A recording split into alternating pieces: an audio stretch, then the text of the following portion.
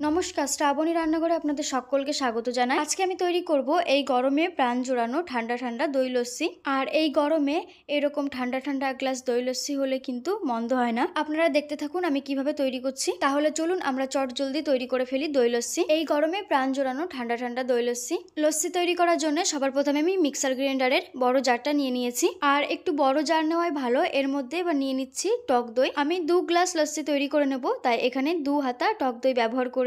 2 হাতা টক দই নিয়েছি। এবার এর মধ্যে অ্যাড করে দিচ্ছি চিনি। এক গ্লাসের জন্য 2 টেবিল স্পুন অর্থাৎ মোট 4 টেবিল স্পুন চিনি ব্যবহার করছি। এরপর এর মধ্যে অ্যাড করে দিচ্ছি আমি বরফের টুকরো।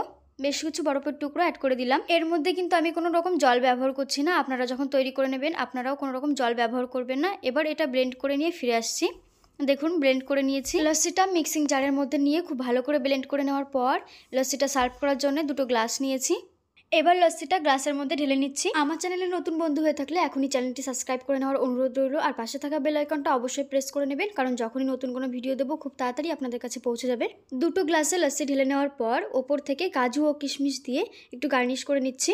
আমাদের কিন্তু দই লস্যি একদম রেডি। এবার এটাকে ঠান্ডা ঠান্ডা সার্ভ করে দিন। এর আগে আমার এই চ্যানেলে আমি দই লস্যির ভিডিও দিয়েছিলাম, চাইলে আপনারা ওই ভিডিওটাও একবার দেখে আসতে পারেন।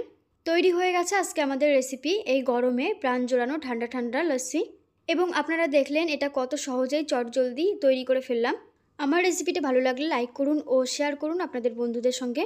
আর এই গরমে রেসিপিটি ট্রাই করে দেখার অনুরোধ রইল। আর এটা খেতেও কিন্তু দারুণ টেস্টি হয়। আজ এই পর্যন্ত, দেখা হচ্ছে আবারও নতুন কোনো ভিডিওর সঙ্গে। ততক্ষণে সকলে সুস্থ থাকবেন, আনন্দে থাকবেন। ধন্যবাদ।